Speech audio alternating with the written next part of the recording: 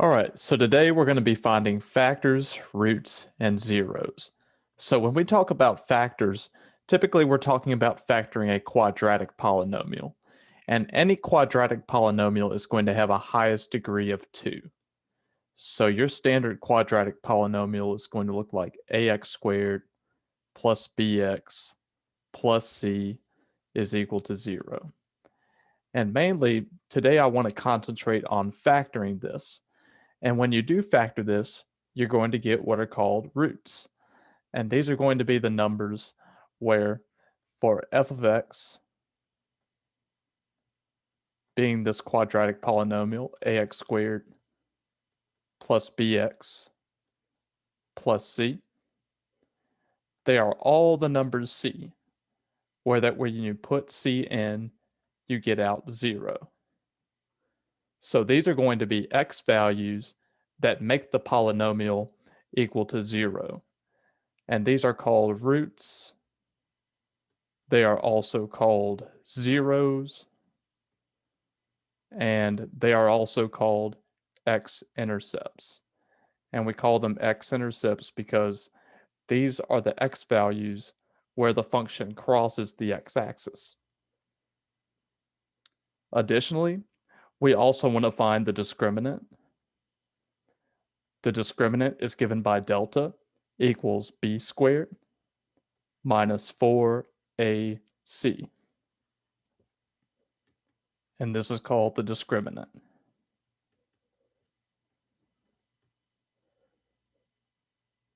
All right. So the first one they give us is f of x is equal to x squared plus 10x plus 24. And what we want to do is we want to find the roots. But before that, we want to find the discriminant. The discriminant. So I'm going to find delta equals b squared minus 4ac. All right, so before we know what the discriminant is, we need to figure out what a, b, and c are. A is going to be the number in front of the x squared. This is called the quadratic coefficient. In this case, there is no coefficient, so we assume it to be a 1. B is going to be the linear coefficient. That's the number that's in front of the x. Here, our b value is going to be 10. And then the last number over here, which is called the constant, is going to be the number at the very end. We call that c, the constant. All right, so we're going to take a, b, and c, and we're going to plug them into this formula. We get 10 squared. I let b be 10. I have a 4. And then I have an ac. And I know that a is going to be 1, and c is going to be 24. And now we just work this out using order of operations. We always do the exponents first. So 10 squared is going to give me 10 times 10, which is 100. And then we do multiplication. We have 4 times 1 times 24. That's going to give me 96. So then 100 minus 96 is going to give us 4. So 4 is going to be the discriminant for this polynomial. And since the discriminant is 4, we're going to have 2 real rational roots. 2 real rational roots. And we know that because 4 is a perfect square. It's a perfect square. So that means our roots are going to be not just real, but also rational, which means you can write the roots as fractions. Okay, so I want to set this entire polynomial equal to 0. So I get x squared plus 10x plus 24 is equal to 0. I want to factor this. The way I'm going to factor it is I need to find 2 numbers that multiply to 24, but at the same time add up to 10. What two numbers will multiply to 24 but add up to 10? Those are going to be 4 and 6. So now I know what my two numbers are going to be to factor this. And since they're both positive, I'm going to put pluses in front of them. So I get x plus 4 times x plus 6. And the whole thing is still set equal to 0. So I'm going to put a 0 right there. Now to find the two roots, I'm going to set the two factors equal to 0. Since x plus 4 is the first factor, I'm going to get x plus 4 equals 0. And then over here, since x plus 6 is the second factor, we're also going to set that equal to 0. So we get x plus 6 equals 0.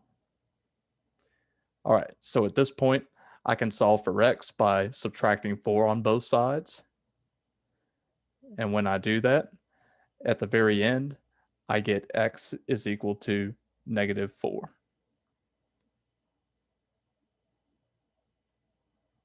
Over here, I can subtract 6 from both sides. When I do that, I get x equals 0 minus 6, which is negative 6. So my two roots are going to be negative 4 and negative 6. So I put those inside my solution set. So those are the two roots for this polynomial. And back when we did the discriminant, we found out that the discriminant was 4, which means there are two real rational roots. And indeed, negative 4 and negative 6 are both real numbers, rational numbers. Okay, so that's how you value and factor something like that. Let's move on to another problem where you have to factor. Number 4. So for number 4, I'm given a of x is equal to x squared minus 4. The first thing I want to do is I want to find the discriminant, which is always going to be b squared minus 4ac. Well, for this polynomial, we know that we have an x squared, and we know that we have a negative 4, but the linear term is missing. So what I'm going to do is I'm going to put a plus 0x in between the negative 4 and the x squared. So we're going to label what a is, what b is, and what c is. So a is always going to be the number out in front of the x squared. And in this example, it's going to be a positive 1. B is always going to be the number in front of the x in the middle. And this number for this one is going to be 0. And then C is the last number at the very end. In this case, it is a negative 4. So C is going to be a negative 4. So now all I have to do is plug in the numbers for A, B, and C. I get delta is equal to 0 squared minus 4 times A, which is 1, times C, which is negative 4. So I'm just putting in the numbers for A, B, and C that I found. And now I can do a little math on it. I know 0 squared is 0. And then I have a double negative right here so that when I multiply, I get positive 4 times 1 times 4, which is 16. And 0 plus 16 is, of course, going to be 16. That is our discriminant. It is a number that's bigger than 0. So we should have two real roots, but not just real roots.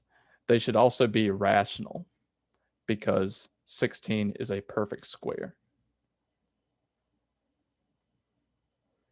Okay, so we should get two real rational roots. So the first thing I'm going to do is I'm going to set the entire polynomial equal to 0. So that way I can figure out what the two roots are going to be.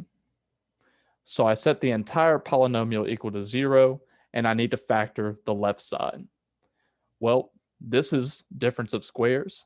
If you remember difference of squares, you know that you're going to have two squares with square roots, you put the square roots on the inside with a minus and with a plus.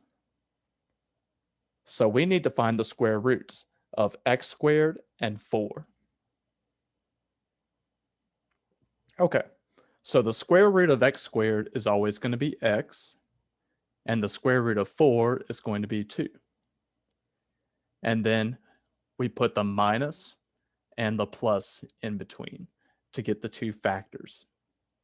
So I get x minus 2 times x plus 2.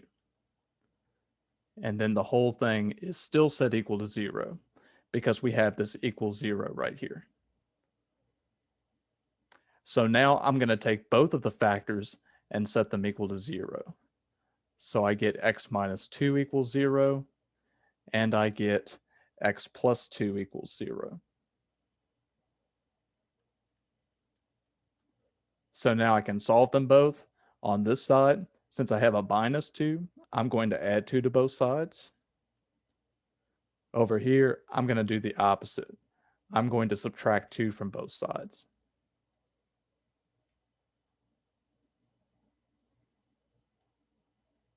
Here I get 0 plus 2, which is 2. Here I get 0 minus 2, which is negative 2.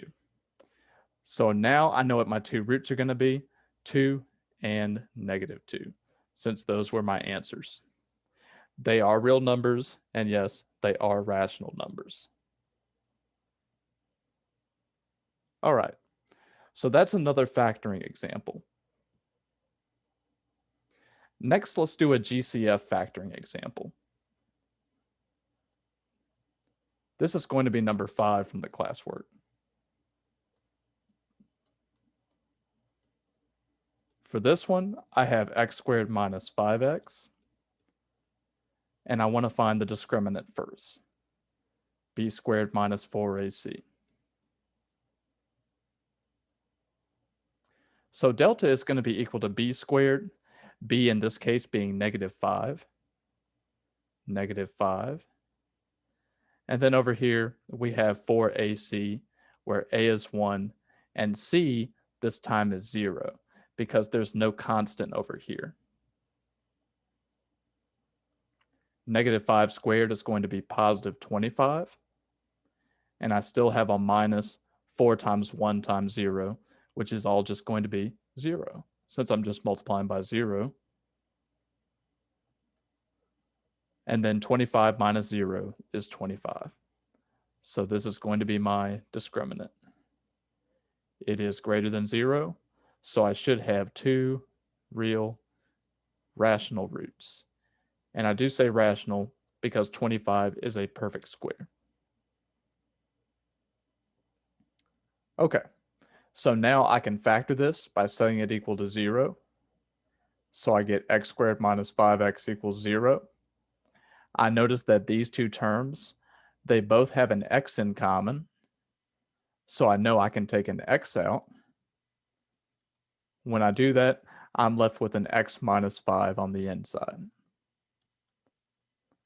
All right, so now I have my two factors. I'm going to set them both equal to 0. So I get x equals 0. That's that x from the outside.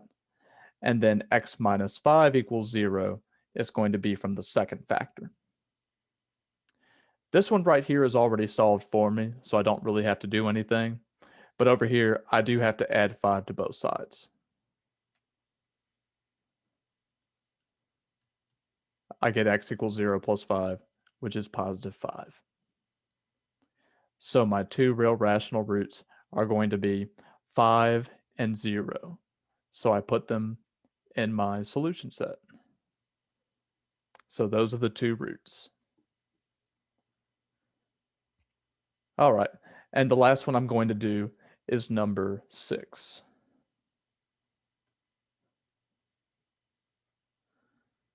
All right, for number 6, I have p of x is equal to 6x squared plus 7x plus 2. I want to find the discriminant first, which is b squared minus 4ac. B is going to be the number in front of the x, which is 7. 7 squared minus 4 times a, which is 6, and then times c, which is the 2 at the end. 7 squared is 49.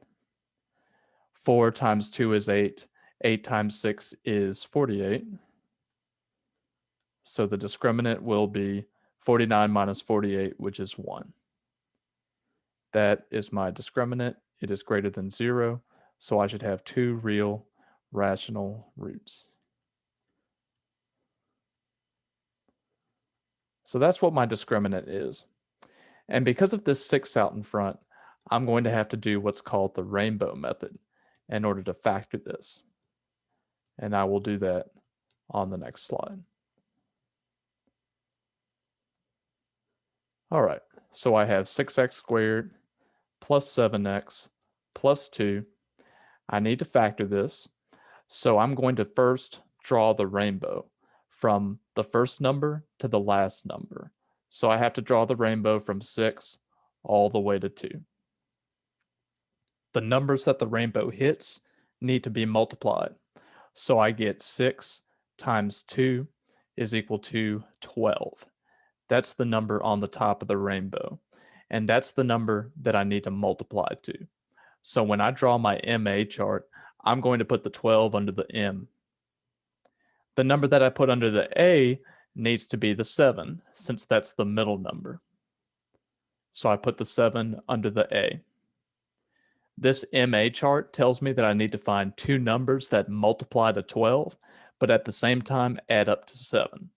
So what are those 2 numbers that will multiply to 12, but at the same time add up to 7? That's going to be 4 times 3. So I'm going to break up the middle term into a 4 and a 3. But I do need to remember to put an x at the end because I need to add up to 7x. The next thing that I do is I bring down my 2 end pieces. The 6x squared over here, I need to bring that down. I'll put a plus in between. And then the 2 over here is my last end piece. I have to bring that down as well. So now I have 4 terms. I'm going to group the first 2, and then I'm going to group the second 2 in parentheses. So now I take out greatest common factors. What do 6x squared and 4x have in common? Well, they have an x in common, but they can also both be divided by 2. So they have a 2 in common right here. That means I can take out a 2x, and then I have to figure out what's left on the inside. To get back to 6x squared, I need to multiply the 2 by a 3 and an x. I bring down the plus sign. And then to get back to a 4 from a 2, I have to multiply by 2.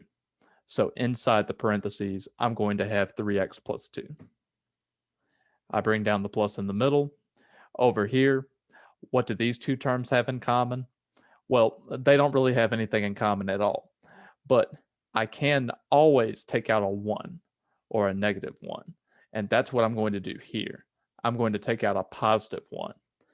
When I take that out, I'm left with what I started with, 3x plus 2. So now notice that what we have in parentheses is the same. I have a 3x plus 2 here, and I have a 3x plus 2 here. The only difference is what I took out to get there. I had to take out a 2x and a 1. So I'm going to put those together in the same set of parentheses, the 2x and the 1 on the outside, and then what's on the inside must match up and go in its own set of parentheses. So now I factored the polynomial. I'm going to set both of these equal to 0 next. So I can find my 2 rational roots.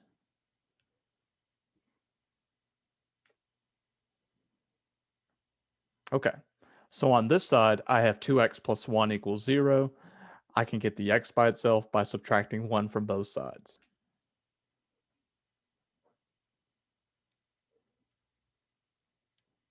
Over here, I can get the x by itself by dividing both sides by 2. The 2's are going to cancel each other out. And then at the end, I'm left with x equals -1/2. And that is a fraction, so it does qualify as a rational number. I put that in my solution set. Next, on the right side, I have 3x plus 2 equals 0. I can get rid of the plus 2 by subtracting 2 from both sides. When I do that, I'm left with a 3x, an equal sign, and a -2, while the 2 minus 2 cancels out. Next, I divide by 3 to get the x by itself, and I get x equals -2/3. -2/3. And these 3's cancel out. So putting the -2/3 inside the solution set, I'm done. I have my 2 rational roots. Okay, so I hope that helps. This is just finding roots by factoring. And what you need to do first is you need to find the discriminant. But once you've done that and you've confirmed that you can factor, you can go ahead and do that to find the roots. And I hope that helps.